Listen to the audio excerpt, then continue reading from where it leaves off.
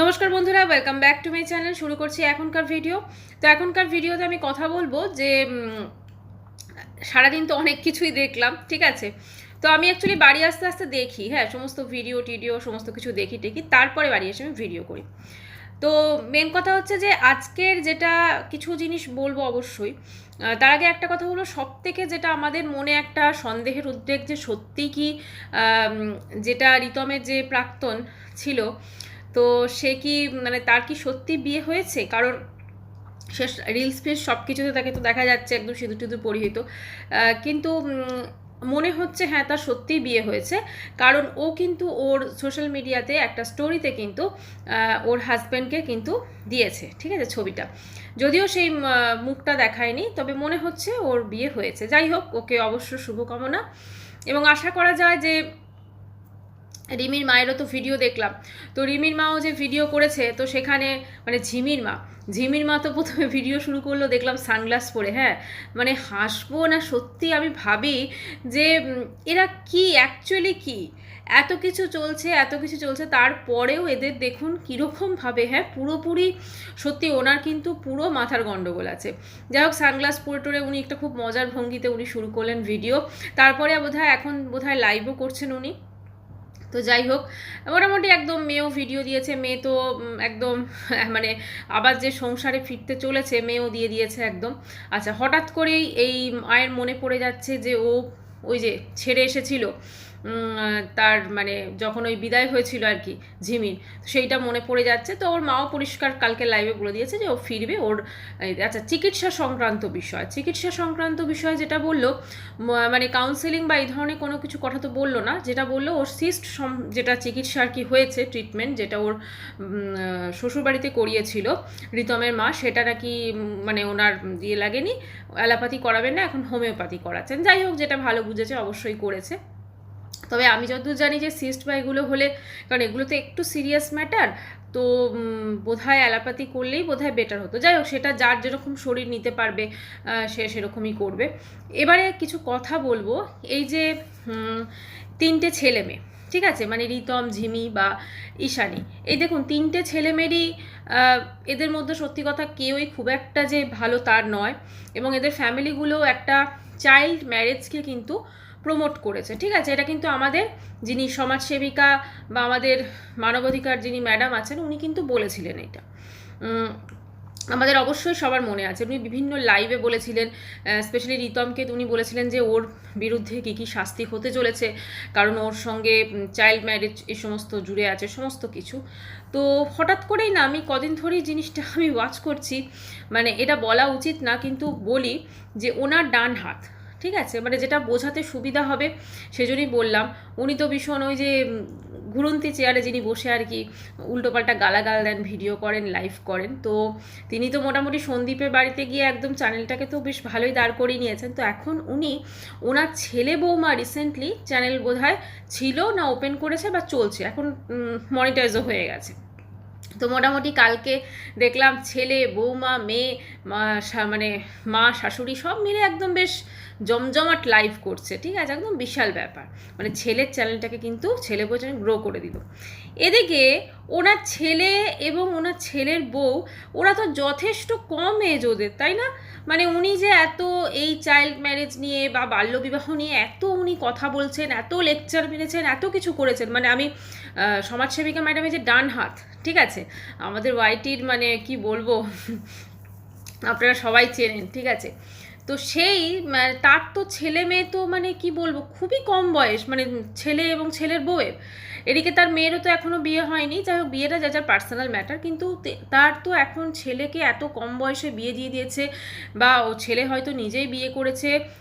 ছেলের বউটা দেখতে যদিও খুবই মিষ্টি, কিউট, তো সে দেখছি রান্না করছে, এ করছে, মানে এটা তো ওপেনলি ওনারাও তো সালে সেটাকে প্রমোট করছে না। আজকে চ্যানেল খুলে ওরাও যে ওদের সংসারটা দেখাচ্ছে বা কিছু, তাহলে তো আরও 5টা ছেলে মেয়ে দেখে তারা বলবে বাবা বেশ ভালো, তো এরকম তাহলে করা যায়। তো এমনিতেই আমরা যদি ওয়াইটি খুলি এই জিনিসটা কিন্তু দেখা যায়, ঠিক আছে। অনেকে দেখবেন টিকটক ফিকটক এগুলো থেকে একদম কম বয়সে বিয়ে করেছে, একদম সংসার করছে, তো সেটা জাস্ট চ্যানেল খুলে নিয়েছে, আর এইসব ভিডিও তো মানুষজন দেখতে যাবেই, ঠিক আছে, কারণ বেশিরভাগ ছেলেমেয়েরা তো বাড়িতে ধরুন পড়াশোনা যাদের সমস্ত মানে জীবনে হয়তো ভাবতেও পারে না, তারাই এগুলো দেখতে ছোটে।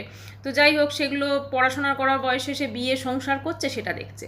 তো এখন তো আমাদের এই যে মানে ম্যাডামের যিনি ডান হাত, তার ফ্যামিলিতে তো বাল্যবিবাহ জিনিসটা আছে, তাহলে সেইটা নিয়েও নিশ্চয়ই আশা করি উনি কিছু ভাববেন আমাদের মানবাধিকার কর্মী, কারণ এটা ভাবা ভীষণ দরকার। কারণ এই সেবিকা দিদি যদি এটা ভাবেন, দেখুন আগে আমাকে ঘর থেকে জিনিসটাকে শোধরাতে হবে, তাই না? আমি যদি আমার ঘরেই যদি ধরুন এরকম কিছু একটা হয়ে থাকে, তাহলে আমি বাইরে অন্য কাউকে কি করে শোধরাবো?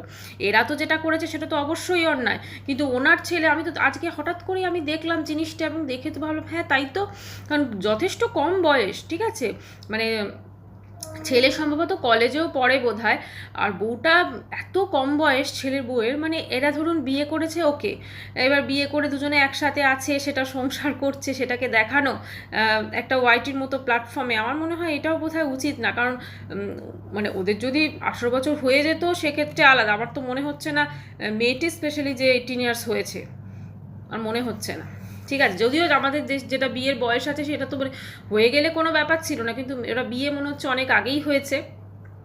মোট কথা হচ্ছে ওনাদের মধ্যেই তো এই জিনিসটা রয়েছে, তাহলে উনি কি করে অপরের ছেলে মেয়ে সম্পর্কে উনি এই ধরনের কথা বলেন, তাই না? উনি তো একসময় ঝিমিকেও প্রচুর উল্টোপাল্টা কথা বলেছেন, এই ম্যাডামের যিনি ডান হাত তিনি, তার মুখের ভাষা তো অনবদ্য, এবং অবশ্য একটা এডুকেশনও ফ্যাক্টর, ওনার যে বিন্দুমাত্র এডুকেশন নেই, মানে ওই ম্যাডামের যিনি ডান হাত তার কথা বলছি, জাস্ট দিদি আমাদের, তো সেই তার যে বিন্দুমাত্র এডুকেশন নেই সেটা তো অবশ্যই বোঝা যায়। এবং আজকে তার বাড়িতেই কিন্তু বাল্যবিবাহ, ঠিক আছে, মানে এটা কিন্তু সত্যি উচিত না। কারণ ধরুন ঠিক আছে বিয়ে করেছে ওরা সব কিছু, কিন্তু তাদের একটা চ্যানেল খুলে দেওয়া এবং সেটাকে মানে প্রমোট করা, এটাও তো একরকম চাইল্ড ম্যারেজকে প্রমোট করছে তারা, না, এটা কোনোভাবেই উচিত না।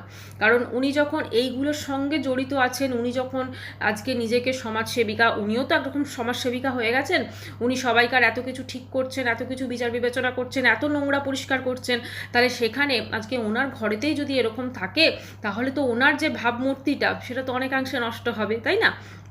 এটা অনেকটা সেই ভোটের মতো ব্যাপার হয়ে গেল ইলেকশনে ধরুন, ঠিক আছে, তো আজকে ওনার ঘরেতেই যদি এই জিনিসটা থাকে, তাহলে তো মানুষজন, আমরা তো সব বলবোই যে ওনার বাড়িতেই তো চাইল্ড ম্যারেজ আছে, তাহলে ওনাকে সব থেকে আগে নিজেরটা দেখতে হবে, তারপর উনি অন্যেরটা বলতে পারেন।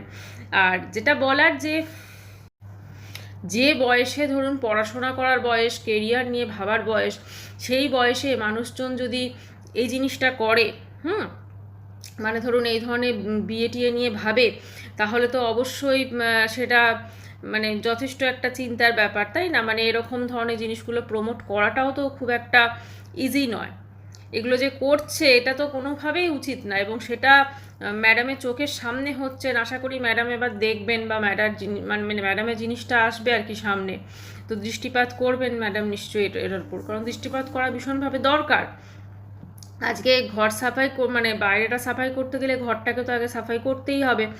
ঠিক আছে বিয়ে করেছে ছেলে, যদিও সেটা অন্যায়, এখন করে ফেলেছে, উনিও কিছু করতে পারবেন না, ঠিক আছে, কিন্তু সেটাকে এভাবে চ্যানেল খুলে সেটা মনিটাইজ হয়ে গেল, সব কিছু হয়ে গেল, সেটাকে প্রমোট করা, এটা মনে হয় না কোনোভাবে ঠিক, এটাই আর কি।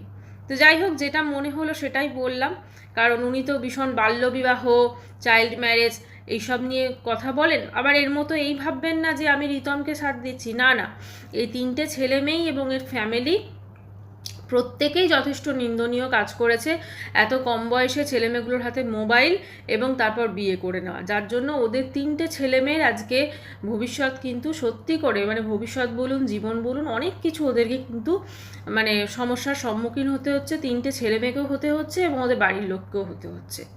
কাজেই এই জিনিসগুলোকে যতটা সম্ভব আমার মনে হয় ক্যামেরার পিছনে রাখা দরকার, যদি বাই চান্স হয়েও গিয়ে থাকে, একে তো উচিত না, এটা সম্পূর্ণ বেআইনি, উচিতই না, তবু যদি হয়েও গিয়ে থাকে সেটাকে ক্যামেরার পিছনে রাখা দরকার। যিনি এত বড় বড় কথা বলেন লাইভে এবং পাশে বসে উনি মাথা নাড়েন এরমভাবে, ম্যাডাম যা কিছু বলেন, তাহলে ওনার ঘরটাও একটু কিন্তু অবশ্য করে দেখা উচিত, তাই না? তো যাই হোক বন্ধুরা, ভিডিওটা এখানে শেষ করলাম, যদি ভালো লাগে তো অবশ্য করে লাইক করা এবং কমেন্ট করবেন, আর চ্যানেলটি অবশ্য করে সাবস্ক্রাইব করবেন। আসলে আজকে এত দেরি হয়ে গেছে যে আমি ফিরে এসে জাস্ট হাঁপিয়ে গেছি পুরো। তো যাই হোক, ঘরের কাজকর্ম করে নিজেও তো একটু মানে খাওয়া দাওয়া করে তারপরে বসেছি। তো যাই হোক, ভিডিওটা আমি এখনই এডিট করার চেষ্টা করছি এবং এডিট করে আমি এটাকে পোস্ট করে দেবো, ঠিক আছে? তো সকলে খুব ভালো থাকবেন, আবার দেখা করছি নেক্সট ভিডিওর সাথে। বাই।